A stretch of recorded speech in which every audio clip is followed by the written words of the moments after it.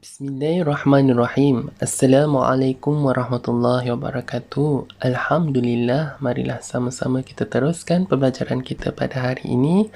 Pendidikan Islam tahun 2, bidang adab, indahnya persahabatan, siri yang kedua. Marilah sama-sama kita mengamalkan doa belajar.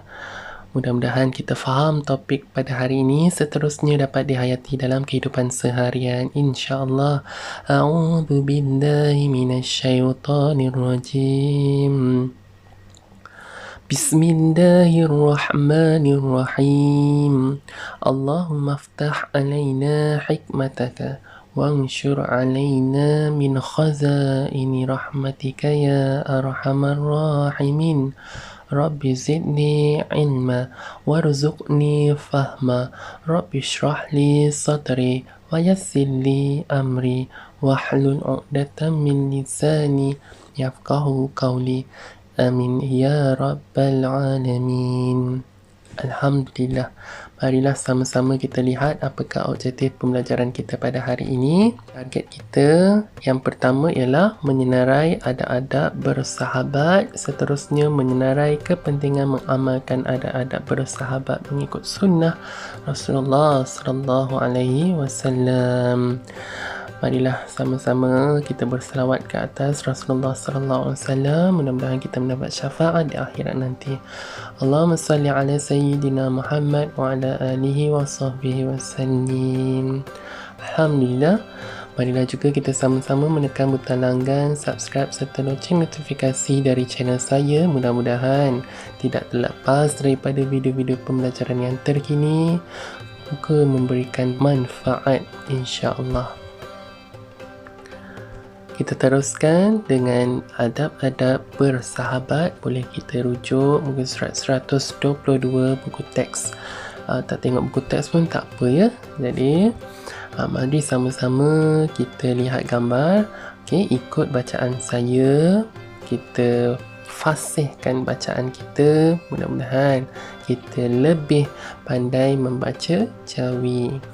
Din dan Basri bersahabat baik. Mereka bantu-membantu dan nasihat menasihati. Mereka tidak pernah memanggil sesama mereka dengan panggilan yang buruk. Jadi dalam cerita pendek ini, perenggan pertama ada adab-adab bersahabat. Kamu lihat ada tulisan-tulisan yang ditebalkan ini. Inilah adab-adab bersahabat.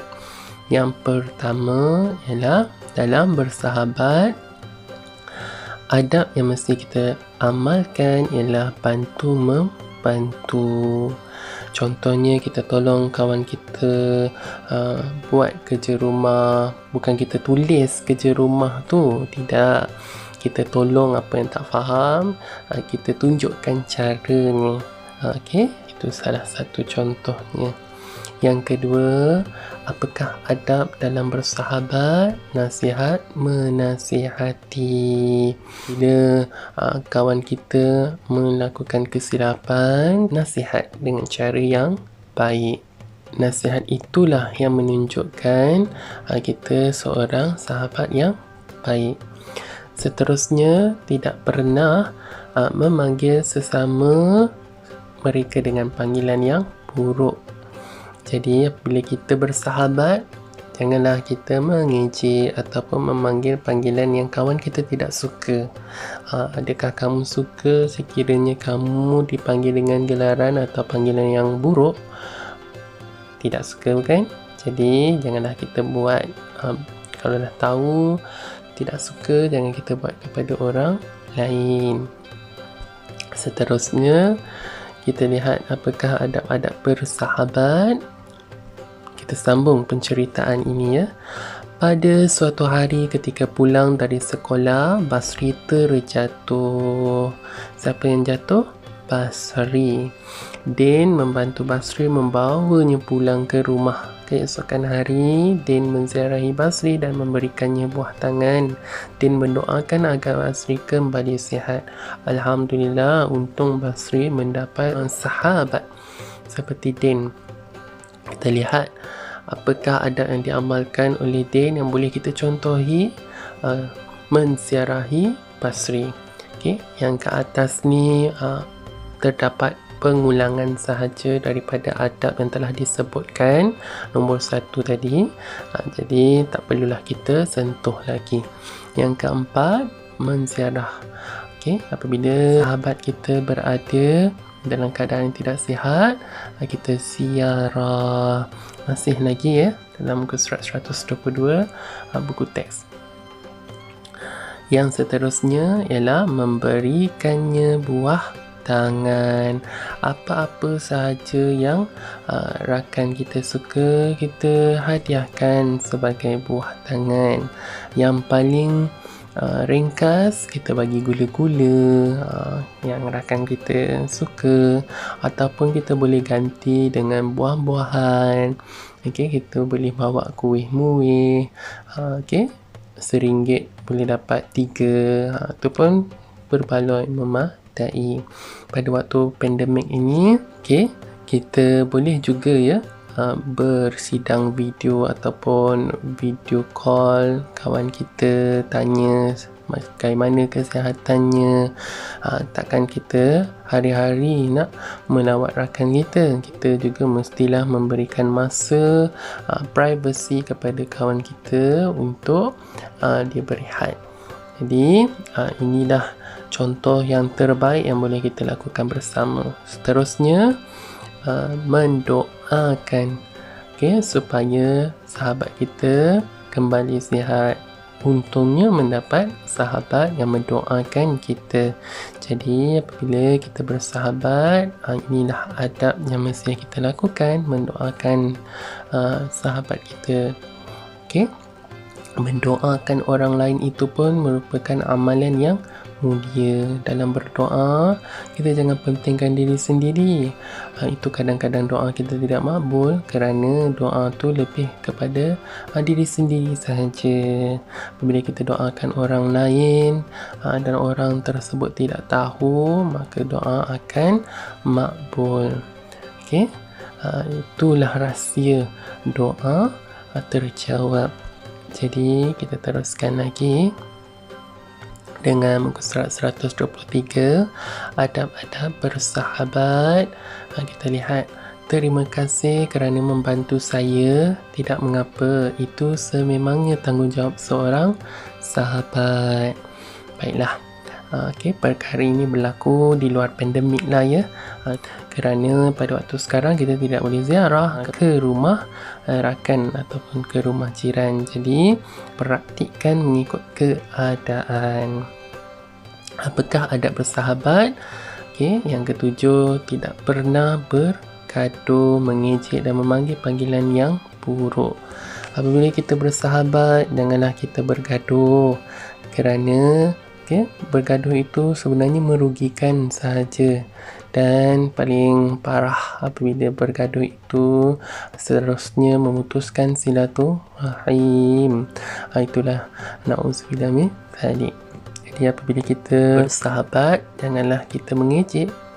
Kita bersahabat, kita mestilah mengekalkan persahabatan kita itu. Jadi apabila kita mengejek, kita akan menyebabkan rakan kita terasa hati, dan seterusnya akan menyebabkan persahabatan itu menjadi persahabatan yang tidak kekal. Bila kamu ingin bersahabat, susah sama susah, senang sama senang, kita mesti jaga adab dalam bersahabat. Moga-moga kita dapat amalkan dalam kehidupan kita seharian, insya-Allah. Seterusnya, adab bersahabat dah diceritakan, itu tidak mengejek, memanggil panggilan buruk, yang akhir sekali menutup keaiban sesama mereka. Kita tahu manusia ini ada kelebihan, ada kekurangan. Semua manusia ada kelebihan dan kekurangan. Jadi janganlah kelemahan kawan kita itu kita aibkan, kita ceritakan kepada orang lain. Kita dah cerita keburukan kawan kita secara tidak langsung. Jadi adakah itu namanya bersahabat? Sama-sama kita renungkan. Semoga apabila kita dalam bersahabat, kita jaga sesama kita. mana yang lemah itu kita perbaiki. Itulah gunanya sahabat. Baiklah, kita teruskan lagi.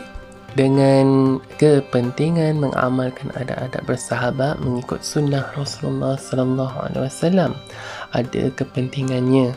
Jadi marilah sama-sama kita lihat. Yang pertama ialah dalam bersahabat, apabila mengikut sunnah Rasulullah sallallahu alaihi wasallam, akan memupuk rasa kasih dan sayang dan menyemai sifat berkongsi kurniaan Allah, kerana kita bersahabat kerana Allah. Dan seterusnya, bila kita bersahabat, kita akan kongsi sama susah, sama senang, kongsi rezeki. Kita kongsi kita dari segi apa-apa sahaja kelebihan kita, itu pun berkongsi kurniaan Allah. Dan ini di bawah tema ataupun nilai yang patut kita contohi. Penyayang. Seterusnya, yang ketiga, menimbulkan kemesraan. Kita menjadi lebih rapat dengan sahabat kita. Yang keempat ialah kepentingan mengamalkan adab bersahabat ini sentiasa mengambil berat tentang sahabat. Adakah kamu suka sahabat kamu mengambil berat tentang diri kamu? Mestilah seronok, bukan? Jadi sama-samalah kita mengamalkan adab bersahabat supaya kita mendapat kepentingan ini berdasarkan sunnah Rasulullah sallallahu alaihi wasallam. Yang kelima ialah mengeratkan persaudaraan kerana Allah. Jadi 3, 4 dan 5 ini berdasarkan nilai prihatin secara keseluruhannya. Jadi kita lihat pula kepentingan yang keenam, mewujudkan kehidupan yang aman dan harmoni. Apabila kita bersahabat kerana Allah, mengikut sunnah Rasulullah, akan menyebabkan kehidupan kita aman dan harmoni. Yang ketujuh ialah merasai kemanisan iman dan persahabatan. Memang kita akan rasa kemanisannya bila kita sama-sama susah, sama-sama senang. Itulah sahabat. Jadi ini di bawah tema beroleh kebahagiaan. Mudah-mudahan kita mendapat kebahagiaan di dunia dan di akhirat dengan sahabat tersebut, sahabatil jannah, insyaAllah, sehingga syurga. Yang ke-8, mendapat perlindungan Allah pada hari kiamat. Dan yang ke-9 ialah memperoleh pahala dan meninggikan darjat. Di bawah tema mendapat pahala, kita mendapat pahala apabila kita bersahabat berdasarkan sunnah Nabi Muhammad sallallahu alaihi wasallam. Rasulullah sallallahu alaihi wasallam adalah contoh terbaik dalam bersahabat. Jadi ada banyak adab yang boleh kita amalkan. Sekiranya kamu lupa, boleh ulang kembali video untuk sama-sama kita hayati dan bersahabat. Yang baik itu semuanya dari Allah Ta'ala dan lemah dan buruk itu dari diri saya sendiri. Kita berjumpa lagi dalam video pembelajaran akan datang. Assalamualaikum warahmatullahi wabarakatuh.